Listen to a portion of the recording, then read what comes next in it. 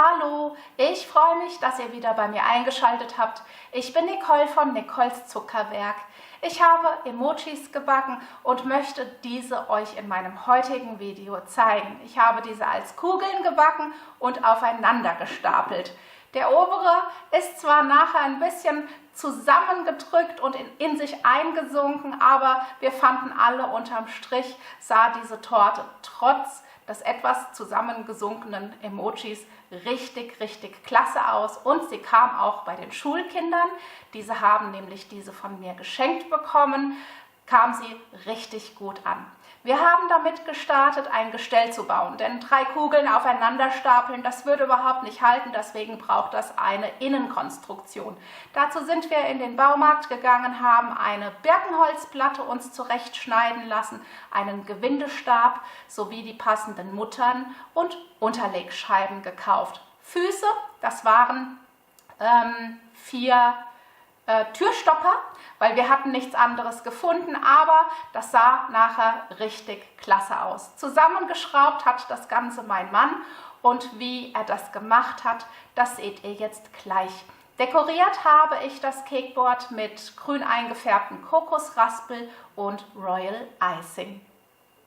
Ich habe hier die Mitte der Holzplatte markiert und mit einem entsprechend großen Bohrer ein Loch hineingebohrt. Meine Holzplatte hatte übrigens ein Maß von 30 x 30 cm. Das Loch muss natürlich genauso groß sein, dass die Gewindestange durchpasst. Meine Gewindestange war eine 8 mm Stange.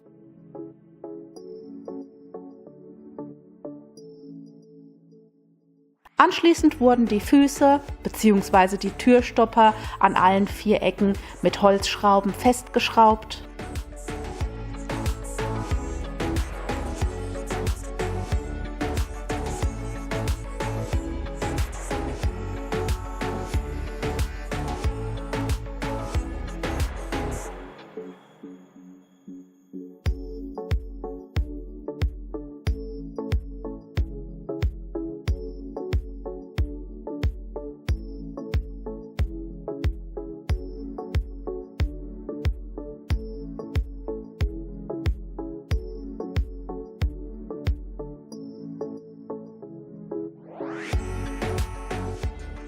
Und die Gewindestange mit den passenden Unterlegscheiben und Muttern befestigt.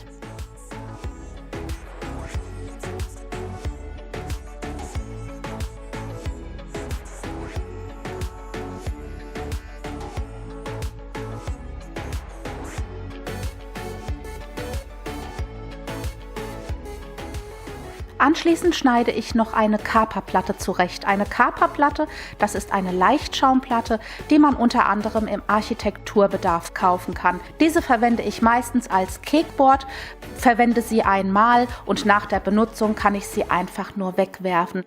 Meine Kaperplatte schneide ich genauso groß wie die Holzplatte und bohre mit einem spitzen Gegenstand ein Loch in die Mitte. Diese Kaperplatte gebe ich dann auf meine Holzplatte und klebe sie mit doppelseitigem Klebeband fest.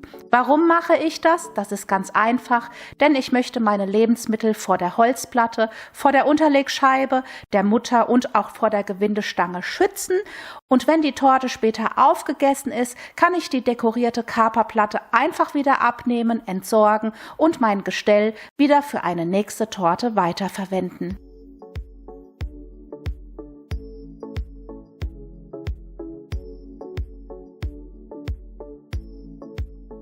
Zum Dekorieren nehme ich ein paar Kokosraspel und grüne Lebensmittelfarbe. Die grüne Lebensmittelfarbe, das ist eine Pastenfarbe, die muss erst noch mit ein klein wenig Wasser verrührt werden. Dieses gebe ich dann mit in den Beutel zu den Kokosraspel und knete einmal alles kräftig durch, bis die Kokosraspel schön gleichmäßig grün eingefärbt sind.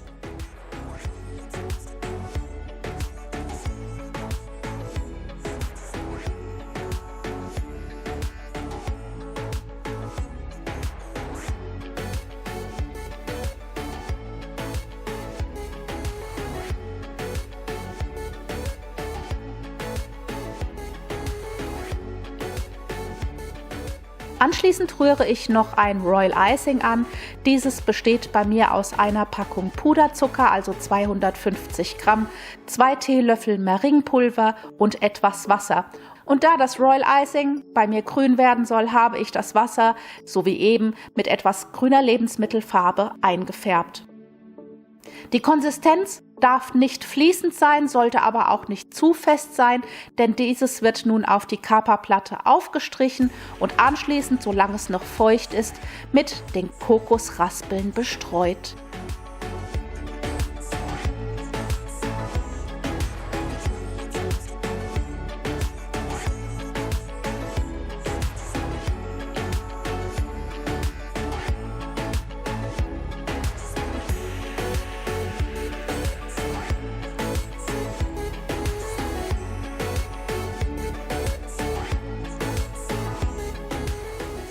Diese drücke ich dann etwas fest, damit sie auf dem Royal Icing kleben bleiben.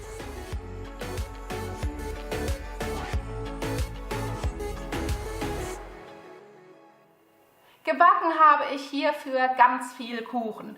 Die einzelnen Rezepte, die ich hier für diese Torte verwendet habe, zeige ich euch jetzt nicht mehr in diesem Video. Die gibt es, gerade auch die Kuchenrezepte, gibt es als separates Video. Ihr findet alle Links hier unter dem Video in der Infobox. Gestartet habe ich mit dem größten Emoji, mit dem unteren. Diesen habe ich zweimal hier eine Halbkugel gebacken. Das ist eine Edelstahlschüssel von Ikea mit einem Durchmesser von 20 cm. Hierzu habe ich mir zweimal das Wunderkuchenrezept angerührt und habe zweimal so eine Halbkugel gebacken. Der mittlere Emoji, der ist in diesen Wilton Backformen gebacken worden. Diese haben einen Durchmesser von 16 cm. Hier habe ich ein Rührkuchenrezept in der Schoko-Variante angerührt, auf beide Formen aufgeteilt und gebacken. Der obere Emoji, der kleinste, der mir leider nachher zusammengesunken ist in diesen kleinen Ikea Edelstahlschüsseln gebacken worden. Diese haben einen Durchmesser von 12 cm. Hierzu habe ich das halbe Wunderkuchenrezept in der Kokosvariante angerührt. Gefüllt habe ich den unteren und den mittleren Emoji mit einer italienischen Meringue-Buttercreme und eingestrichen habe ich die beiden Torten mit heller und mit dunkler Schokoladenganache. Der obere, der kleine Emoji, ist mit einer leckeren Kokosbuttercreme eingestrichen worden. Gestartet habe ich mit den zwei unteren, mit den zwei großen Halbkugeln. Hier nehme ich die Edelstahlschüssel, besprühe sie kräftig mit Backtrendspray und bemehle sie. Statt dem Backtrendspray könnt ihr natürlich auch hier Öl oder Butter verwenden. Wichtig ist, dass sie gut bemehlt ist, damit der Kuchen später nicht kleben bleibt. Ich habe hier, wie ich eben schon gesagt habe, ein Wunderkuchenrezept angerührt, habe mir dieses in 3 Portionen geteilt und mit Lebensmittelfarben eingefärbt. Diese gebe ich nun klecksweise hier hinein, rüttel nochmal an meiner Schüssel, damit sich der Teig etwas verteilt und backe ihn dann schließlich. Ein zweites Mal habe ich nochmal den Wunderkuchen angerührt und mit blauer und weißer Lebensmittelfarbe ebenso eingefärbt. Dieses ist natürlich ganz optional, hier könnt ihr backen, was ihr gerne möchtet.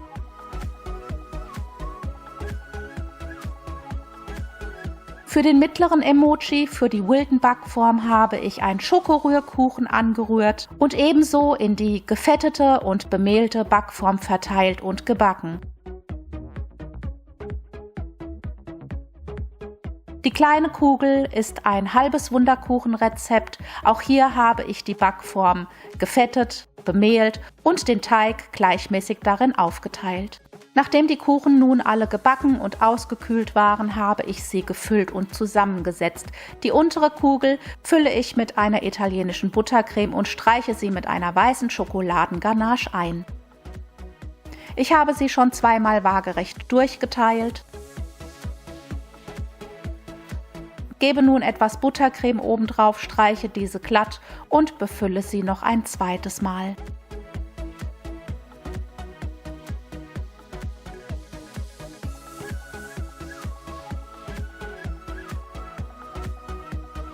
Die Lücken außen befülle ich auch noch mit etwas Buttercreme, streiche sie glatt und gebe den Kuchen für mindestens eine halbe Stunde in den Kühlschrank. Mit der zweiten großen Halbkugel verfahre ich ganz genauso. Von der Buttercreme hebe ich mir allerdings etwas auf, denn ein klein wenig brauche ich noch für die mittlere Kugel.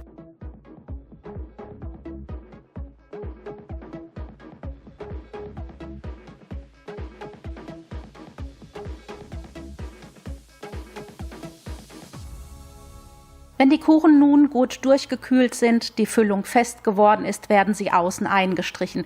Die zwei unteren Halbkugeln bestreiche ich mit der weißen Schokoladenganache. Hier gebe ich mir einfach etwas obendrauf, streiche diese mit einer kleinen Winkelpalette grob glatt und glätte sie mit einem Frischkäsedeckel. Hier habe ich einfach nur den dicken festen Rand abgeschnitten und glätte damit die Halbkugel. Diesen Tipp habe ich mir bei der Kuchenfee mal abgeschaut und wie ihr seht, geht das mit dem Glätten von Halbkugeln damit ganz schnell. Die zweite Halbkugel verfahre ich natürlich genauso und gebe auch diese in den Kühlschrank. Etwas Buttercreme hatte ich mir ja aufgehoben. Hier gebe ich etwas dunkle Schokoladenganache hinein, damit ich eine leckere Schokobuttercreme erhalte. Mit der dunklen Schokoladenganache wird nachher die mittlere Halbkugel eingestrichen und mit der Schokobuttercreme befülle ich beide Halbkugeln, die ich einmal in der Mitte waagerecht durchgeschnitten habe. Hier verfahre ich ganz genauso wie bei der unteren, bei der großen Kugel, befülle die Lücken noch einmal, mache das Ganze noch mit der zweiten Halbkugel und gebe auch diese in den Kühlschrank, bevor ich sie dann schließlich mit der Schokoladenganache genauso einstreiche.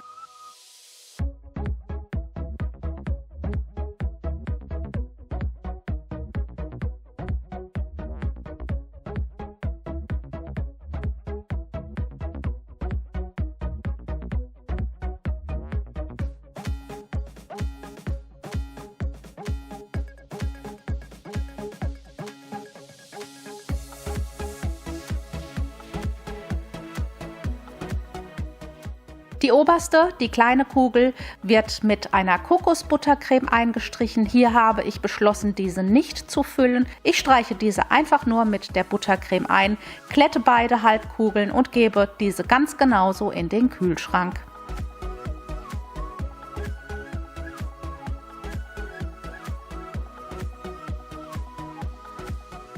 Wenn alle Schichten fest geworden sind, wird das Ganze noch ein zweites Mal wiederholt. Das heißt, die unteren beiden Halbkugeln werden ein zweites Mal mit der weißen Schokoladenganache eingestrichen, die mittleren Halbkugeln ein zweites Mal mit der dunklen Schokoladenganache und die beiden kleinen Halbkugeln mit der Kokosbuttercreme.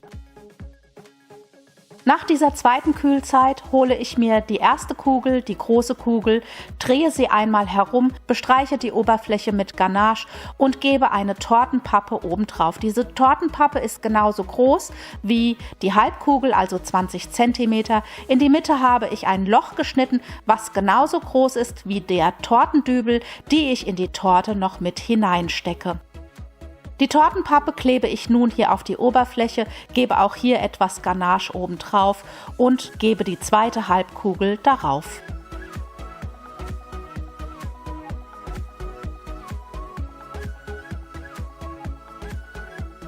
Anschließend nehme ich einen Schaschlikspieß und piekse diesen in die Mitte hinein, markiere mit einem Lebensmittelfarbstift oben das Ende und schneide meinen Tortendübel auf genau diese Länge zurecht. Das funktioniert ganz einfach mit einem Messer mit Wellenschliff. Dieser Tortendübel schützt meine Lebensmittel vor der Gewindestange und deswegen gebe ich diesen in alle 3 Kugeln mittig hinein.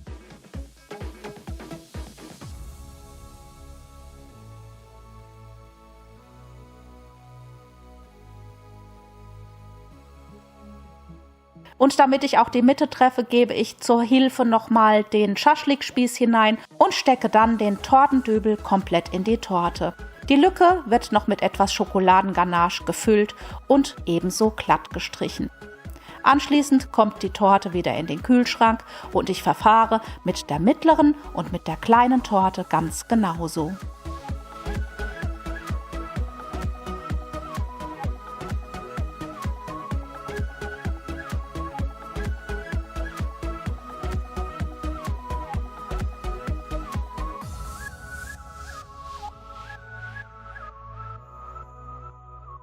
Während meine 3 Kugeln nun im Kühlschrank nochmal gut durchkühlen, färbe ich mir schon mal den Fondant ein.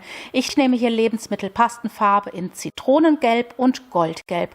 Außerdem verwende ich heute den Massaticino Tropic Fondant, da dieser zum Eindecken von Kugeln super geeignet ist. Insgesamt verwende ich 2,5 Kilo, die ich nacheinander in kleineren Stücken weich knete und mit den gelben Farben einfärbe.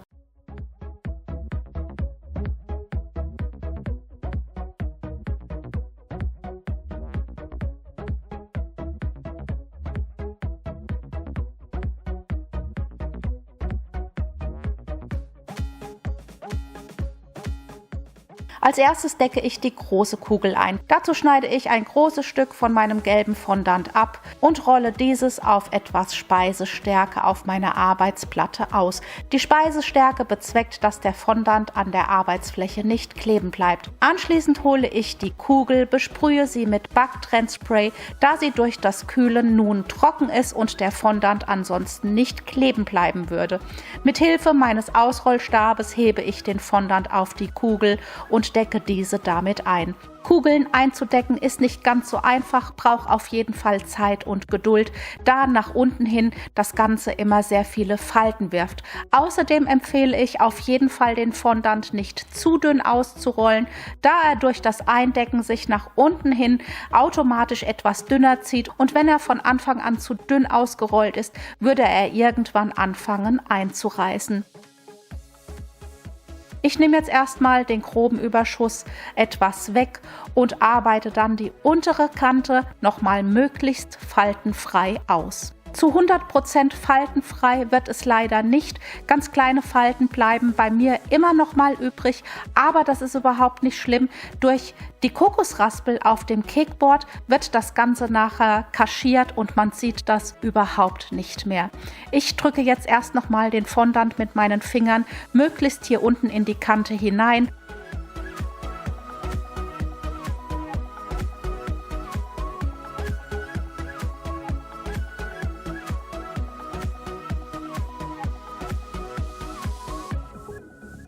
Arbeite dann mit einem Modelliertool nochmal nach, indem ich den Fondant hier drunter schiebe und automatisch den restlichen Überschuss damit abnehme. Anschließend wird die Torte geklettet und da dieses mit dem Fondantkletter nicht ganz so gut funktioniert, verwende ich einfach ein Stückchen Fondant. Dazu bepudere ich die Torte mit etwas Speisestärke und poliere mit dem Stück Fondant so lange über die Torte, bis sie schön glatt ist und mir gefällt. Die untere Kante kann nochmal mit einem Messer oder wie ich das hier mache, mit einem Marzipanmesser unter die Torte gedrückt werden und anschließend ist die Torte soweit fertig und ich verfahre mit der mittleren und mit der kleinen Kugel ganz genauso. Wenn alle 3 Kugeln nun mit dem gelben Fondant eingedeckt sind, können sie auch schon auf das zuvor vorbereitete Gestell aufgestapelt werden. Hierzu nehme ich natürlich als allererstes die große Kugel, führe diese in den Gewindestab hinein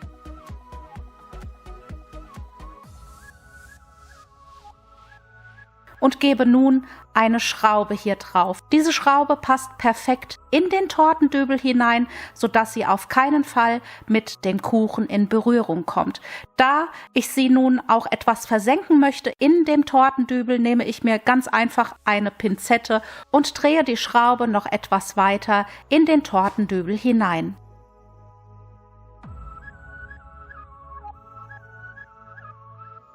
Anschließend nehme ich mir ein kleines Stück Kaperplatte. Hier habe ich mir einfach einen kleinen Kreis ausgeschnitten, in die Mitte ein Loch gepiekst. Dieses gebe ich nun hier oben drauf. Anschließend folgt eine Unterlegscheibe und ein kleines Stück Tortenpappe, damit auch die Unterlegscheibe nicht mit der Torte in Berührung kommt. Hierauf gebe ich wieder eine Schraube, drehe diese fest, gebe etwas Royal Icing oben drauf, das hatte ich noch übrig, und fädle die mittlere Torte hier oben drauf. Genau dasselbe mache ich dann noch einmal und setze hierauf dann die obere Torte.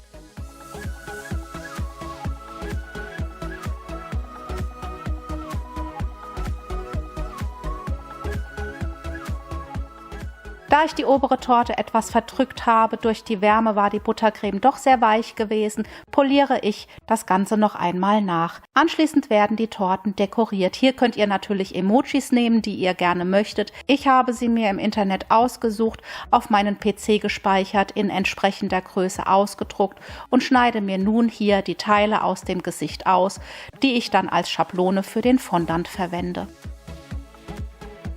Mit einem Bastelskalpell schneide ich mir alle Teile, die ich aus dem Gesicht benötige, nun aus dem Fondant aus und klebe alles mit essbarem Zuckerkleber auf den Torten fest.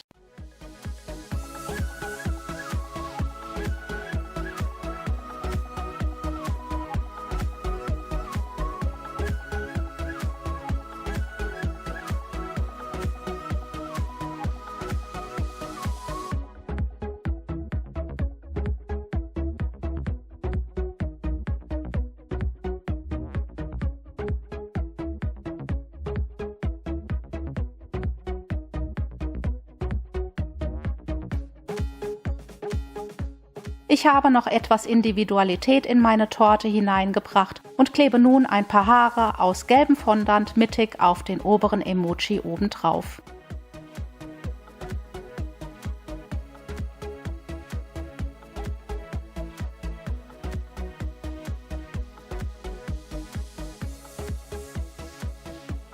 Der mittlere und der obere Emoji bekommen von mir Beinchen. Dazu knete ich etwas CMC in den Fondant hinein. CMC bezweckt, dass der Fondant schneller und stabiler aushärtet. Anschließend rolle ich mir eine Schlange, schneide mir 2 gleichmäßig große Stücke ab, drücke die eine Seite mit meinem Finger flach und biege sie senkrecht nach oben, denn das bildet nämlich den Fuß.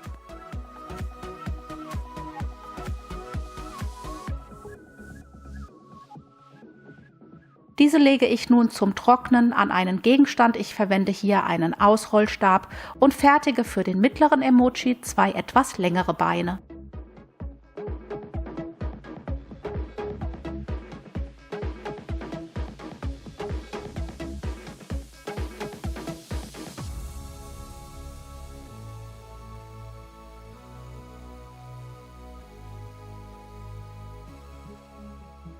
Anschließend klebe ich nun noch die Beinchen fest. Diese haben bei mir eine halbe Stunde gelegen, sind nun etwas angetrocknet und ich kann sie problemlos an beide Torten ankleben.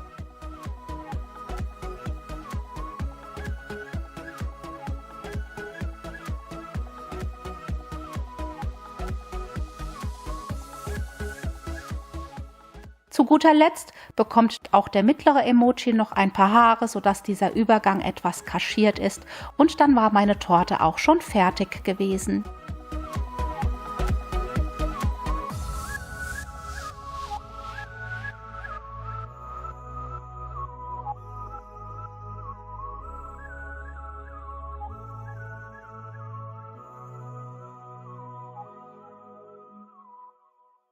Alle Rezepte, die ich für diese Torte verwendet habe, findet ihr auf meinem Blog www.nicoleszuckerwerk.de. Ich habe zu dieser Torte einen passenden Blogbeitrag geschrieben und den Link zu diesem Blogbeitrag findet ihr jetzt hier oben in der Infocard und natürlich auch in der Infobox.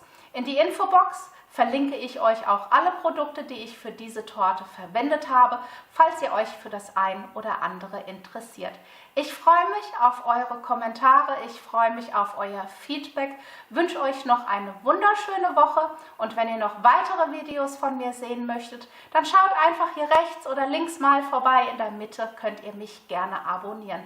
Ich wünsche euch noch einen wunderschönen Tag und dann sehen wir uns ganz bald in einem neuen Video. Macht's gut, tschüss!